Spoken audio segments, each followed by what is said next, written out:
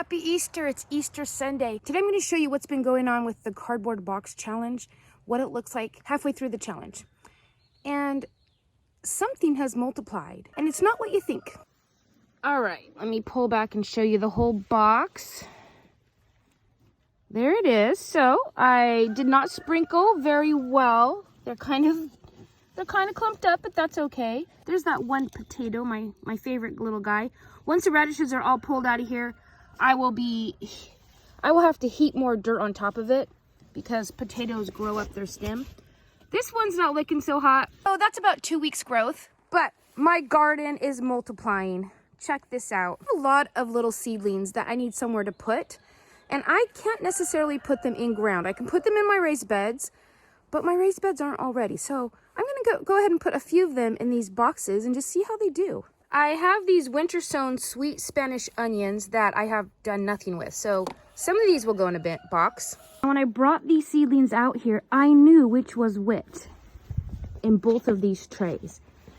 One of these is cauliflower and one of these is broccoli. But now, since they're out of the trays, because I had to call and say, hey, take the seedlings out of the trees, or trays are going to drown, and you can see they would have drowned. Half of this one is cabbage and half is kohlrabi. So I really don't know which is which anymore. I'm just going to take one from each of these trays and plant them in a box and see what happens. They're a little young to transplant still. This one just fell apart when I took it out. It doesn't even have its next set of leaves, but that's okay. I'm going to use some more of the old potato soil to fill the boxes in. So far, no potatoes found in this stuff. All right, the soil's in the boxes now. Tree plant number 1 is going in this one. Looking so cute in there. Tree plant number 2, this box. Okay, there it goes. Looking nice. Mystery plant number 3 gets to be the neighbor to this guy. He is. Mystery plant number 4. At this box. There he is. I do have a netted hoop house over everything so the deer can't get them. We're about to have a week of rain, so hopefully they're happy in their new little boxes. Since these beauties are bulbing onions, I'm just going to put one in each of the leftover boxes. First beauty. I'm just going to do one onion because that's so tiny. I think it's just going to get lettuce. Out here I've got some chard and lettuce starts. So I'm going to grab a couple of these. All the starts I brought out into my raised bed last week are looking pretty good. My weather is lows of 40s, highs in the 50s. I should be able to have so much going on, like with brassicas and onions and things.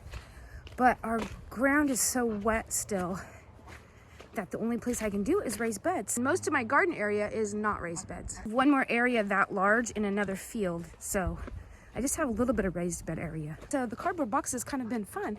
AJ, I've been inspired with these cardboard boxes, so thank you for that. I'm gonna go ahead and put one plant in each corner, and then as they mature, we'll eat the outer leaves and let them keep going until this guy takes up too much space, and then we'll just chop them off. It's the first one. Okay.